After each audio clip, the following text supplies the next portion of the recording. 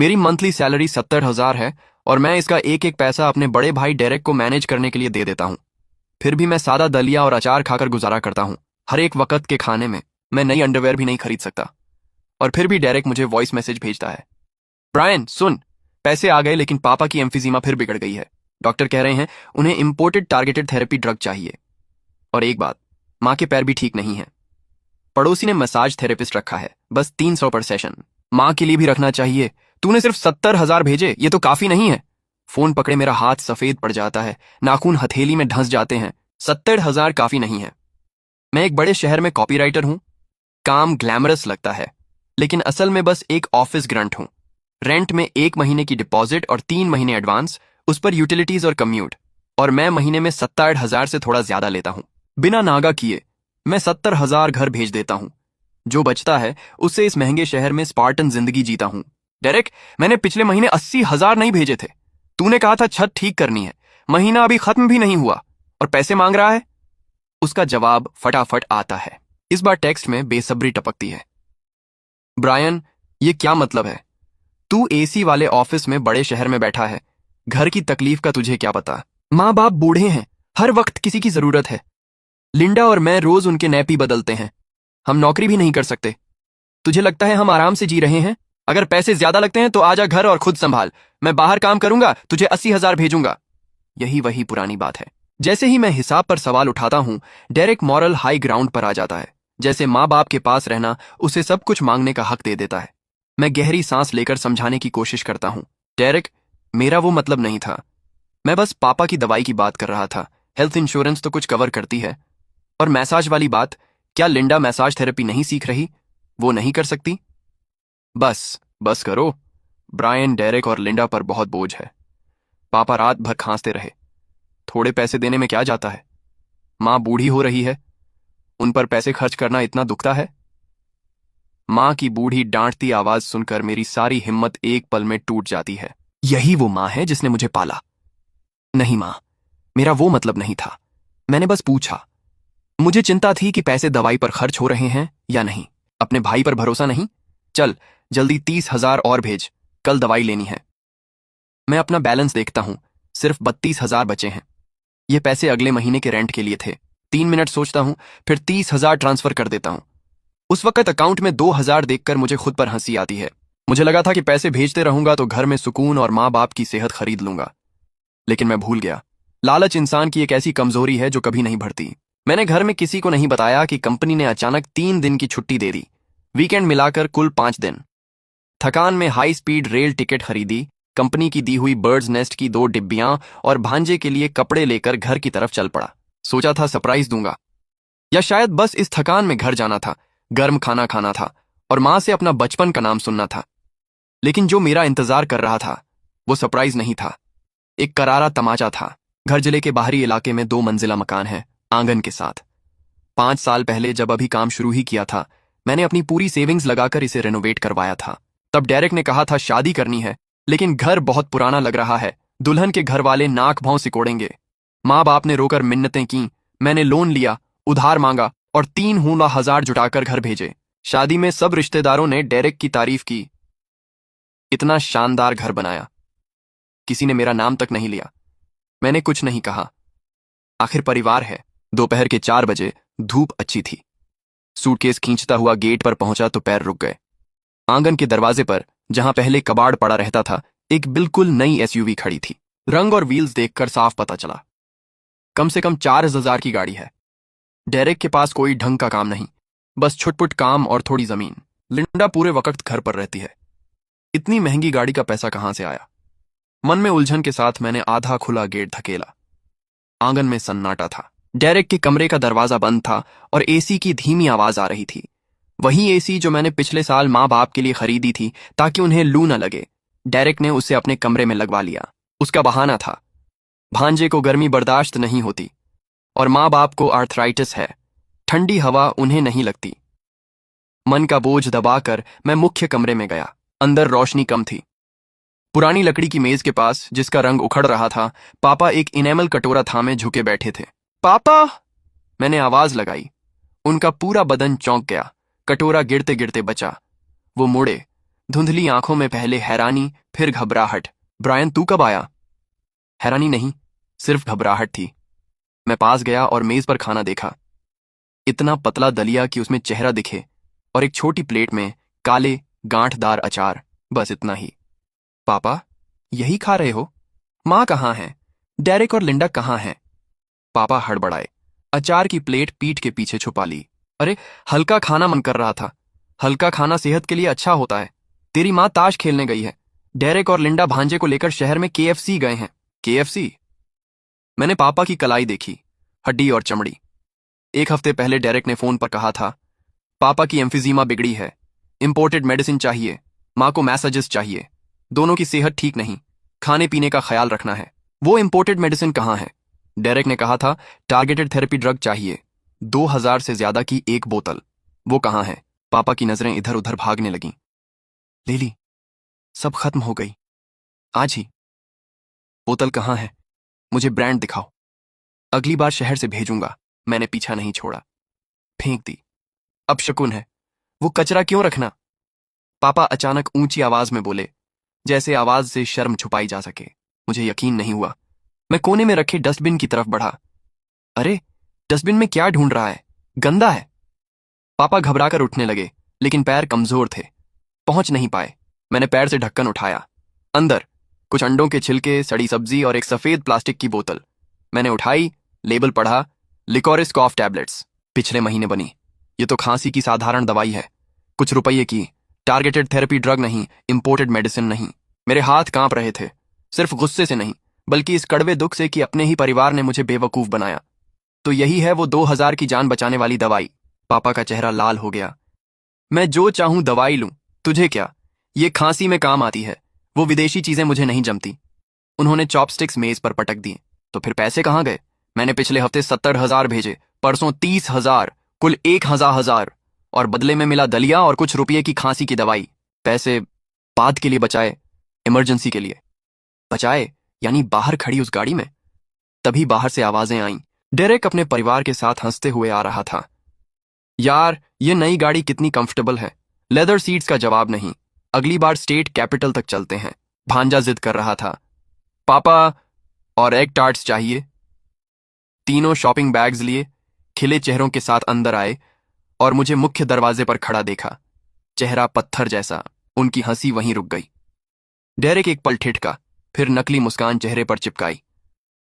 अरे ब्रायन, तू आ गया? पहले बताया क्यों नहीं? स्टेशन से पिकअप कर लेते। घर में कोई अच्छा खाना भी तैयार नहीं है।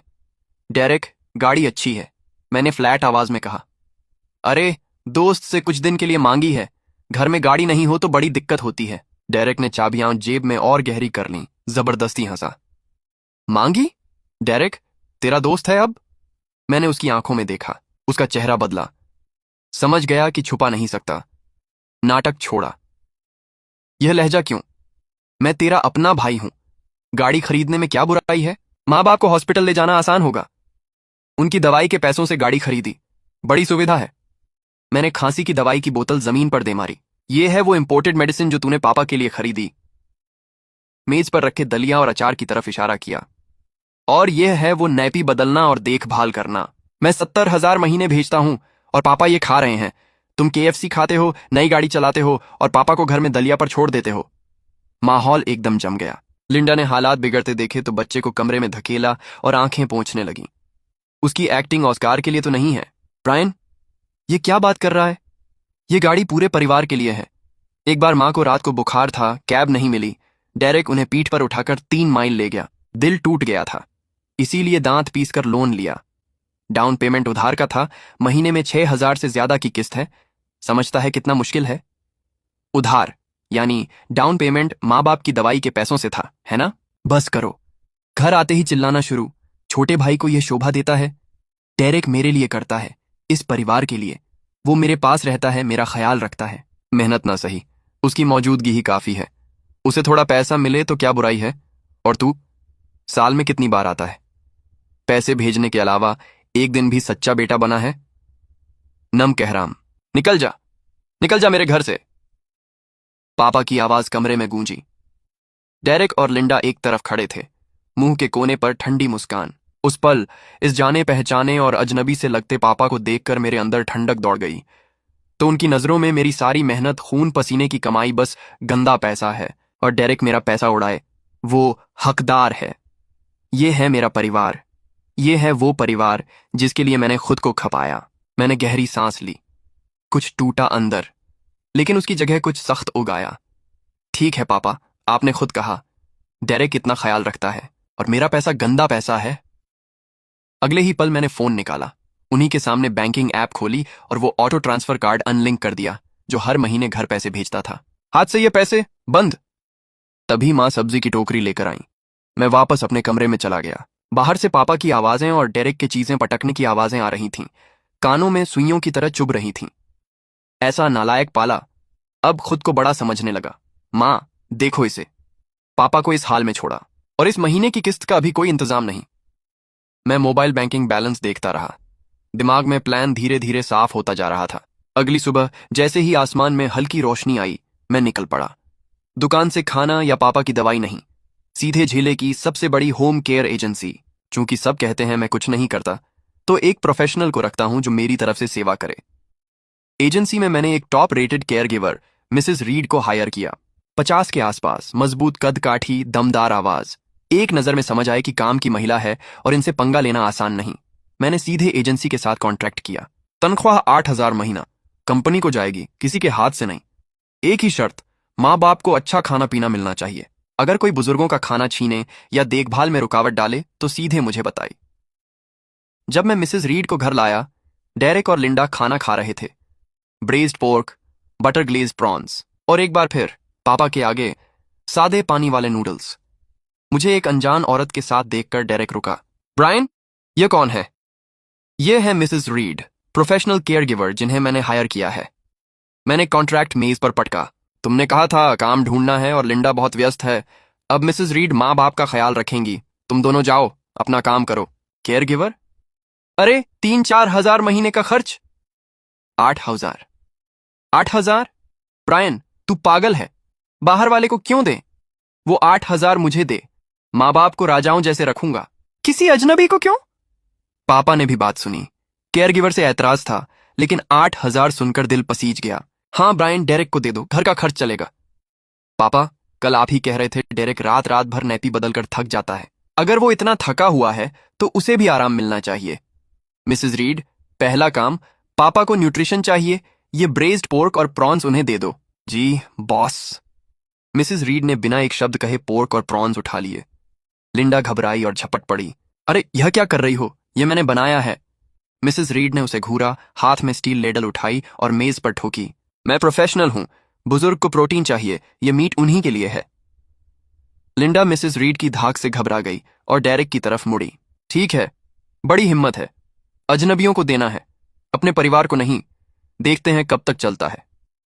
उस पल डेरेक को मुंह की खाते देख सालों का जमा हुआ बोझ थोड़ा हल्का हुआ। अगले 2 दिनों में घर असामान्य रूप से हलचल भरा हो गया। निकलो यहां से, बाहर की औरत, ये मेरा घर है, मैं जो चाहूं ले सकता हूं। क्या हुआ बॉस? यह आए और सीधे कैबिनेट से वो सिगरेट्स उठा लिए जो किसी ने आपको गिफ्ट दी थी। मैंने कहा यह आपकी हैं, लेकिन माने नहीं। उन्होंने मुझे धक्का भी दिया। मैं उसका भाई हूं। 2 कार्टन सिगरेट्स लेने में क्या है, बस पेट्रोल के पैसे निकालने हैं।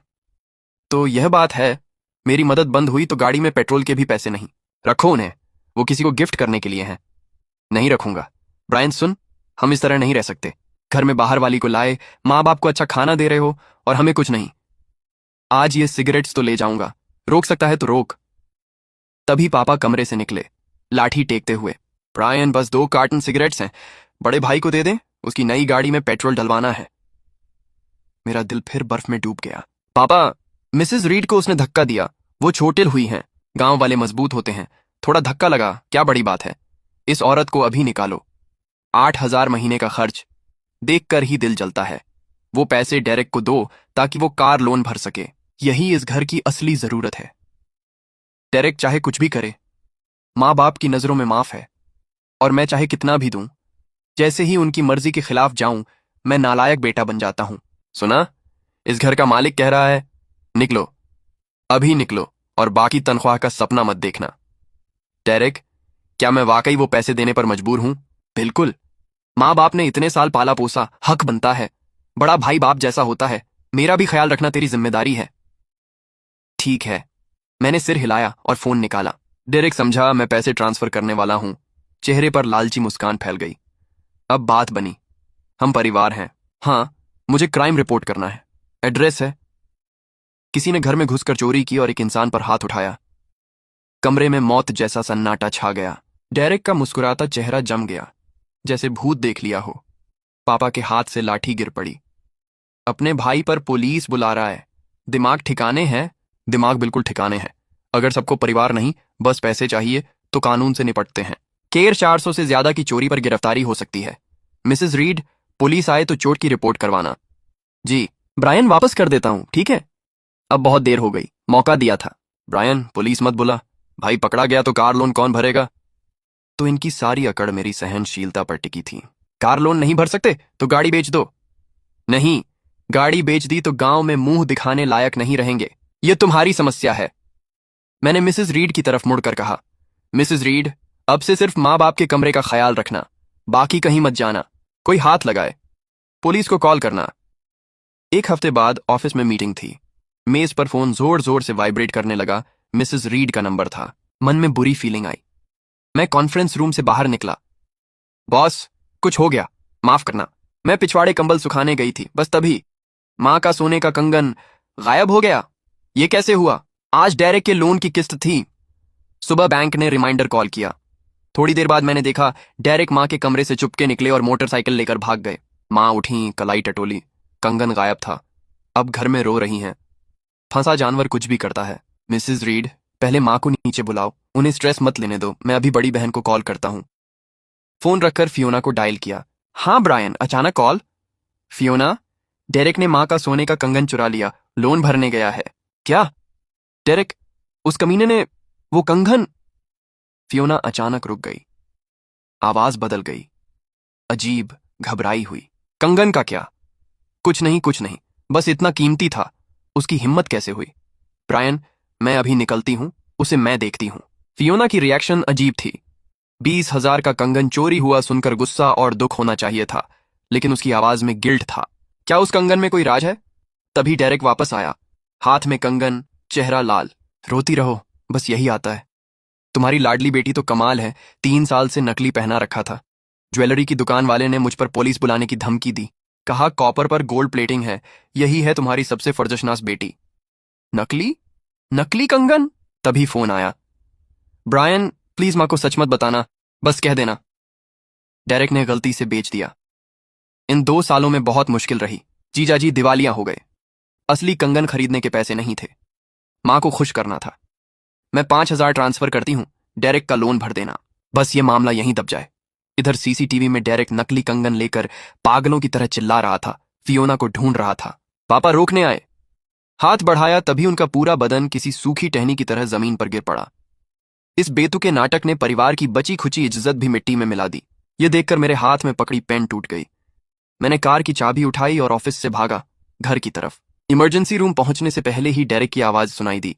पापा को पहले बचाओ, मेरा भाई अमीर है, वो आएगा और पैसे देगा। सर, शांत हो, हॉस्पिटल के रूल्स हैं। पेशेंट को ब्रेन हेमोरेज है, हालत क्रिटिकल है। पेमेंट बिना फार्मेसी दवाई नहीं देगी, ऑपरेशन थिएटर नहीं खुलेगा। मुझे नहीं पड़ी, हॉस्पिटल में मर जाए तुम्हारी जिम्मेदारी। माँ बेंच पर बैठी थीं, आंखें सूनी। फियोना बगल में फ्रेंटिकली कॉल्स कर रही थी। मेरे कदमों की आवाज से गलियारे में एक पल के लिए सन्नाटा छा गया। ब्रायन, आ गए, जल्दी जाकर भरो, पापा नहीं बचेंगे। डॉक्टर 20,000 का डिपॉजिट मांग रहा है। फियोना, तुम तो दौड़ी आई। नकली कंगन की बात छोड़ो, पापा को बचाने के लिए पैसे तो हैं। फियोना का चेहरा पीला पड़ गया। मेरे सारे कार्ड्स ब्लॉक हैं। ब्रायन, जीजाजी दिवालिया हुए, तुम जानते हो। डेरेक, पापा की पेंशन पिछले 1 साल से तुम्हारे हाथ में थी। हजारों रुपए, वो सब कहाँ गए?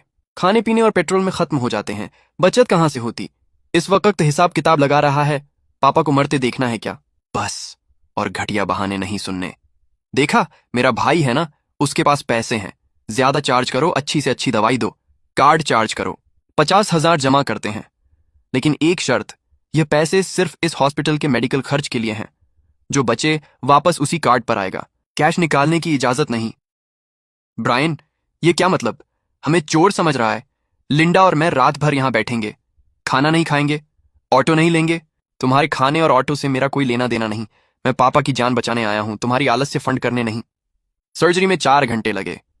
पापा बच गए, लेकिन लकवा मार गया। दाहिना हिस्सा काम नहीं करता, बोलने में तकलीफ है, लंबे समय तक रिहेबिलिटेशन और दवाइयां चाहिए, बड़ा खर्च और हर वक्त देखभाल। कितने दिन रहना होगा? घर ले जा सकते हैं? हॉस्पिटल बहुत महंगा है। डॉक्टर, यह लकवा ठीक भी होगा? नहीं होगा तो पैसे फूंकते रहो, बेकार है। काश पापा अभी जागे होते और सुनते कि उनके सबसे लाडले बेटे और बेटी की पहली रिएक्शन यह है कि वो बोझ हैं। ब्रायन, माँ को पता है तेरे पास पैसे हैं और साधन भी। पापा की रिकवरी के लिए मिसेस रीड को वापस बुला लो। डेरेक और मुझसे इतनी देखभाल नहीं होगी। तूने पहले भी उन्हें हायर किया था। मैंने तंदुरुस्त माँ बाप की देखभाल के लिए हायर किया था, लकवाग्रस्त मरीज के लिए नहीं। अब रेट है 300 रोज। 300 रोज? ये तो लूट है। 9,000 महीना। नहीं, बिल्कुल नहीं। तो खुद संभालो। डेरेक, तुम बड़े बेटे हो। पापा का घर एक दिन तुम्हारा होगा। देखभाल नहीं करोगे तो कौन करेगा?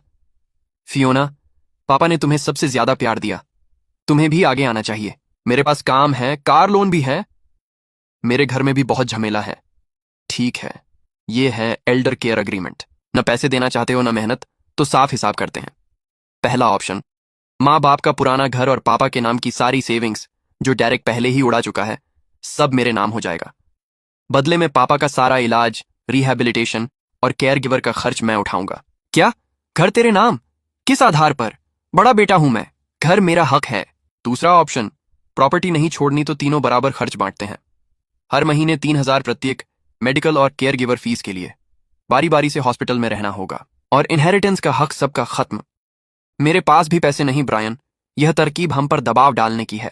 मैं खुद मेहनत से कमाता हूं, हवा से नहीं आते। फियोना, 20,000 का कंगन 3 साल तक मां को पहनाया, जो असल में 200 रुपये का था। उस हिसाब का क्या? और डेरेक, तेरा कार लोन फिर डिफॉल्ट होने वाला है। बैंक ने रीपोजेशन शुरू कर दी है। अग्रीमेंट साइन करो, प्रॉपर्टी छोड़ दो। इस महीने का लोन मैं भर दूंगा, गाड़ी बेचने का वक्त दूंगा। नहीं साइन किया तो इंतजार करो। मेरे पास पैसे हैं, पापा के लिए बेस्ट केयर गिवर रखूंगा, लेकिन तुम्हें एक पैसा नहीं दूंगा। पापा के जाने के बाद कोर्ट में प्रॉपर्टी बंटवाएंगे तो सोचो कितना मिलेगा। ब्रायन, तू जीत गया। घर तेरा, पापा तेरे। अब मुझे मत ढूंढना, मैं भी तुम्हें नहीं ढूंढूंगा जब तक तुम मुझे नहीं ढूंढोगे। डेरेक ने ठंडी हंसी के साथ मुंह फेरा और धूल भरी गाड़ी की तरफ चल पड़ा। दरवाजा खोला, इंजन स्टार्ट करने की कोशिश की। कुछ डल क्लिक आई, इंजन नहीं चला। उसने स्टीयरिंग व्हील पर मुक्का मारा, बाहर निकलकर दरवाजे पर लात मारी। कमीनी गाड़ी, तू भी मेरे खिलाफ। तभी एक टो ट्रक उसकी गाड़ी के सामने आकर रुकी। 2 हट्टे कट्टे आदमी उतरे और डेरेक की तरफ बढ़े। डेरेक साहब, आपने हमारे प्लेटफॉर्म से लोन लिया था। प्रिंसिपल और इंटरेस्ट मिलाकर 1,000 से ज्यादा बनता है। ड्यू डेट निकल गई। अग्रीमेंट के मुताबिक गाड़ी ले जा रहे हैं। क्या? मैंने बैंक को कुछ हजार ही तो दिए थे। वो कार लोन था, ऑनलाइन लोन्स का हिसाब। आपको पता है कितना बड़ा है? उठाओ! दोनों ने डेरेक को गाड़ी से खींचकर बाहर फेंका। टो चेन लगाई। लिंडा मुंह पर हाथ रखकर कांप रही थी।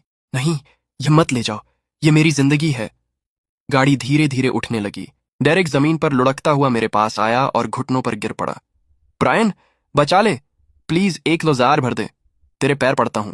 एक बार उसका जुआ का कर्ज उतारने के लिए मैंने 3 महीने सिर्फ इंस्टेंट नूडल्स खाए थे। अब उसे कुत्ते की तरह गिड़गिड़ाते देखकर बस तरस आया।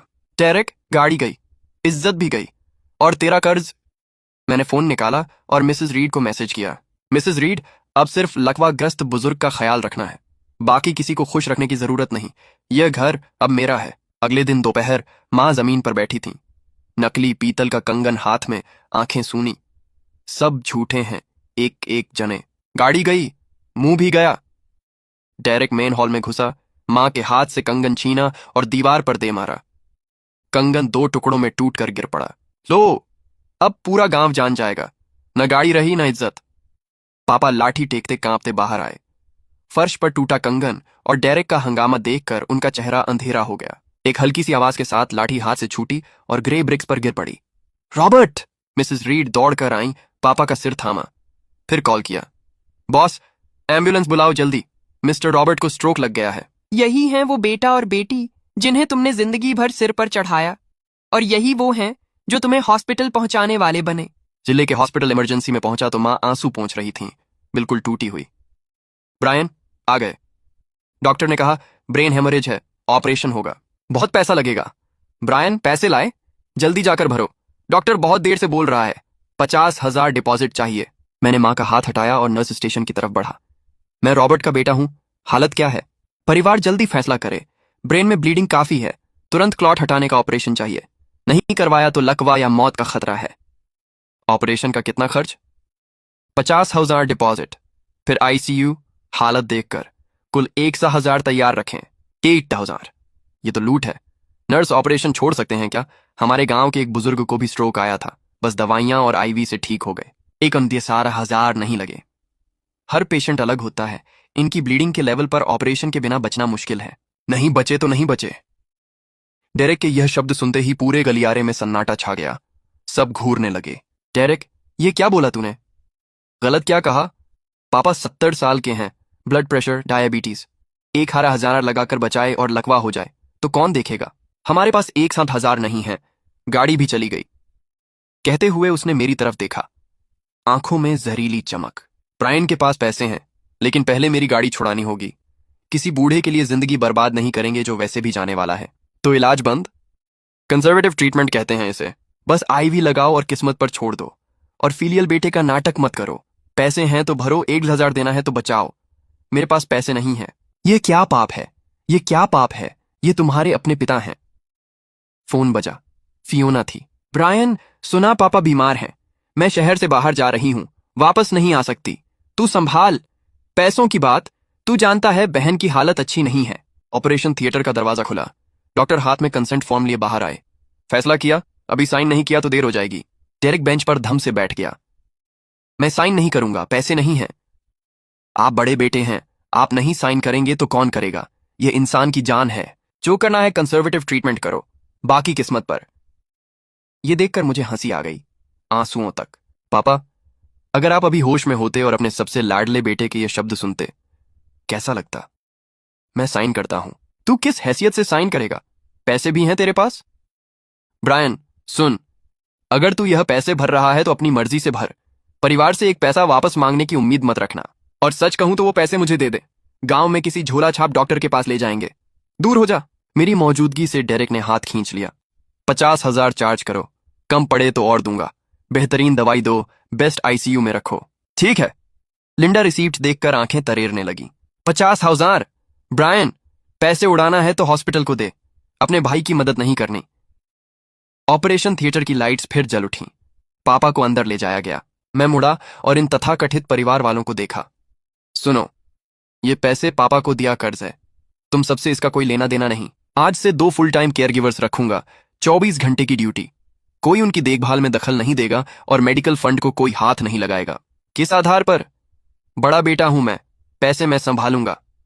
मैंने शांति से फोन निकाला, स्क्रीन टैप की और वॉल्यूम पूरा कर दिया। नहीं बचे तो नहीं बचे, 1,000 लगाकर बचाए और लकवा हो जाए तो कौन देखेगा? डेरेक की आवाज पूरे गलियारे में गूंजी। बाकी मरीजों के परिवार घृणा से घूरने लगे। तूने मुझे फंसाया, मैं खुद को बचा रहा था। डेरेक, ये रिकॉर्डिंग गांव के ग्रुप चैट में भेज दूं? तेरे दोस्तों को भेज दूं? क्या सोचेंगे सब? मत भेज। ब्रायन, भाई से गलती हुई, घबराहट में बोल दिया।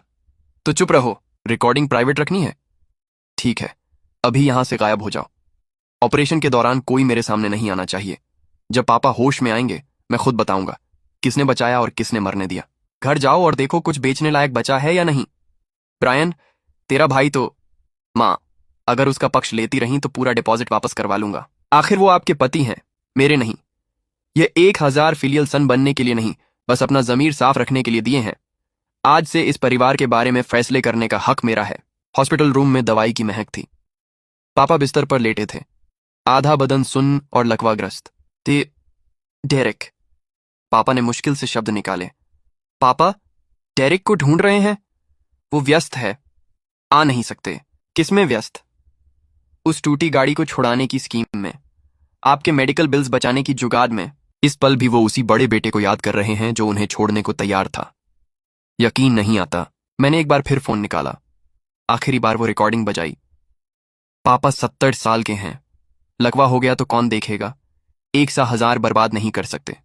कंजर्वेटिव ट्रीटमेंट, किस्मत पर छोड़ो। डेरेक की जानी पहचानी आवाज उस खामोश हॉस्पिटल रूम में चाकू की तरह चुभी। मैंने फोन रखा और गहरा घाव किया। और फियोना, जैसे ही सुना पैसे लगेंगे, रात की बस पकड़ी और मेरा नंबर ब्लॉक कर दिया। पापा, आपका ऑपरेशन, हॉस्पिटल स्टे और 3 दिन की केयर गिवर फीस, कुल 13,000। एक एक पैसा मैंने दिया। साफ दिख रहा है मैंने आपको मौत के मुंह से खींचा, और आपके लाडले बड़े बेटे उस वक्त दुआ कर रहे थे कि आप ऑपरेशन टेबल पर चले जाएं ताकि वो पैसे से गाड़ी छुड़ा सकें। पापा का हाथ जोर से कांपा। रिसीप्ट्स का ढेर बर्फ के टुकड़ों की तरह फर्श पर बिखर गया। बस ब्रायन, और मत कहो। लेकिन मैंने पैसे दिए थे, इसलिए 1 हफ्ते बाद पापा को रेगुलर रूम में शिफ्ट किया गया। डेरेक आखिरकार आया। ब्रायन, परिवार जितनी देखभाल बाहर वाला नहीं कर सकता, वो 6,000 महीने का केयर गिवर फी मुझे दे दें। पापा को राजाओं जैसे रखूंगा। मैंने ठंडी हंसी दी और उसे नजरअंदाज किया। साइन करो। एल्डर केयर अग्रीमेंट, एक मुश्त सेटलमेंट, इसके बाद कोई पेमेंट नहीं। इस बार पापा पर 120,000 खर्च हो चुके हैं। कानूनी जिम्मेदारी के हिसाब से यह अगले 10 साल के मेरे बनते हक को कवर करता है। आज से मुझ पर कोई और खर्च का ऑब्लिगेशन नहीं। पूरे परिवार का पेट भरना है। अभी अभी तुमने कहा बड़े बेटे हो। घर, जमीन, माँ बाप की जमा पूंजी सब तुम्हारे। मैं कुछ नहीं चाहता, सब तुम्हारा। और ये सारी मेहनत और जिम्मेदारी, वो भी तुम्हारी। किस आधार पर? मैं साइन नहीं करूंगा। नहीं किया तो कोर्ट में मिलते हैं। एसेट प्रिजर्वेशन ऑर्डर फाइल करूंगा। जिस पुराने घर में रह रहे हो उसे फ्रीज करके ऑक्शन करवाऊंगा मेडिकल बिल्स के लिए, और साथ में वो रिकॉर्डिंग भी पब्लिक कर दूंगा। ठीक है ब्रायन, तू जीत गया। वाकई कुछ बात है तुझमें। जब माँ बाप जाए कब्र पर भी मत आना। ये मेरा मामला है, तुम्हारी चिंता नहीं। पापा, माँ, बचपन से आप कहते थे डेरेक पर भरोसा है। अब आपकी मुराद पूरी हो गई। मेरा कोई रोल नहीं रहा। केयरगिवर को पहले ही छोड़ दिया है। कल से आपके लाडले बड़े बेटे खुद देखभाल करेंगे। आगे जो होगा आप पर निर्भर है। शुभकामनाएं। 20 से ज्यादा साल से जो साया मुझ पर था, वो आखिरकार उठ गया। 3 साल बाद मैं एक चमचमाती काली गाड़ी में जिले की पुरानी सड़कों पर धीरे धीरे चल रहा हूं। खिड़की के बाहर शोरगुल वाला बाजार है। एक औरत, बिखरे बाल, 3 साल में 10 साल बड़ी लगती है, सड़क किनारे सब्जी वाले से कुछ सिक्कों के लिए झगड़ रही है। लिंडा है। अरे, वो उसी घर की बड़ी बहू है। बेचारी, सुना है पति रोज पीकर मारता है। घर में लकवाग्रस्त बुजुर्ग है और पूरा परिवार कबाड़ बीनकर गुजारा कर रहा है। हक का फल मिला। सुना था उन्होंने रॉबर्ट का इलाज नहीं करवाया और उस छोटे बेटे को भगा दिया जो बड़े शहर में मैनेजर था। अब देखो, सबके सब बर्बाद। बिल्कुल, बड़ी दुखद कहानी है। लिंडा को जैसे कुछ भनक लगी। उसने अचानक नजर उठाई। शोरगुल भरी भीड़ को चीरते हुए सीधे उस लग्जरी कार पर जा टिकी। शीशे के पार ड्राइवर की सीट पर बैठे आदमी को उसने पहचाना। उसकी पुतलियां फैल गईं। चेहरे पर एक साथ जलन, शर्म, हैरानी और पछतावा उमड़ आया। इस दुनिया में कुछ रिश्ते नेमत होते हैं और कुछ अभिशाप। जो अभिशाप से बच निकले, उसके आगे खुला आसमान और बेअंत समंदर है। मैंने खिड़की बंद की।